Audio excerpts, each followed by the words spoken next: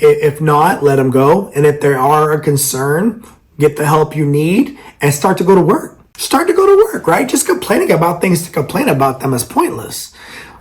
Go to work.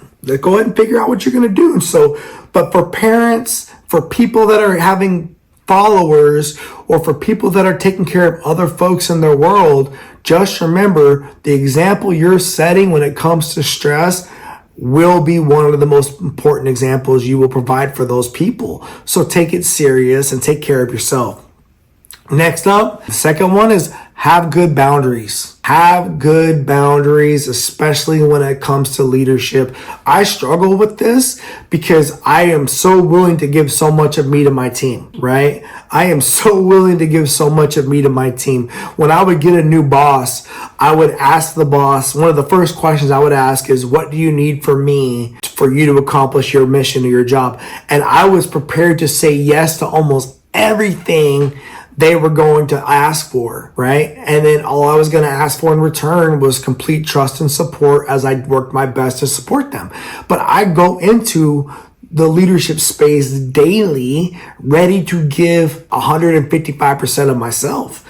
And that can be exhausting, right? And so people need to understand what are their boundaries. I have a part of my book where I talk about your lines in the sand and knowing what you're not going to be willing to cross, knowing where people are not going to be allowed to push you to, understanding you're only going to allow people to treat you a certain way and you're not going to allow it to go another way. And if it does go a way that's contrary to your boundary system, there's consequences for that, right? And so step one, you must know your boundaries. It is no one else's responsibility to figure out your boundaries. That's your job, and you must clearly communicate that to people. If you're not doing that, it's really no one else's fault. Now, I'm not saying go around bumper cars to people and just start bumping into everyone's boundaries and try to figure out what you can do to possibly push the ball as far as you want into their court.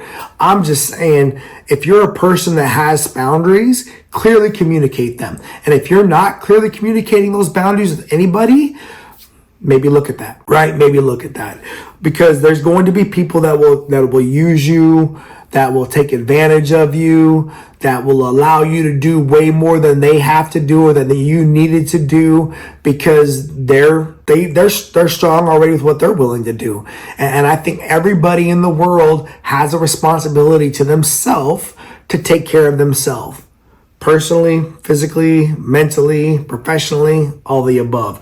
Again, state your boundaries clearly. Use empathy. It's okay for people to not like your boundary. Doesn't mean you have to agree with them. I get it. You don't like the fact that I don't want to have a drill practice 5 days a week. Sucks, but I'm not going to do that because I need time off after work to go do things. Right? Now, I would love to have it 3 to 4 times a week because I think we need it and I'd be willing to go there, right? So there's a meet in the middle. And that's just an example.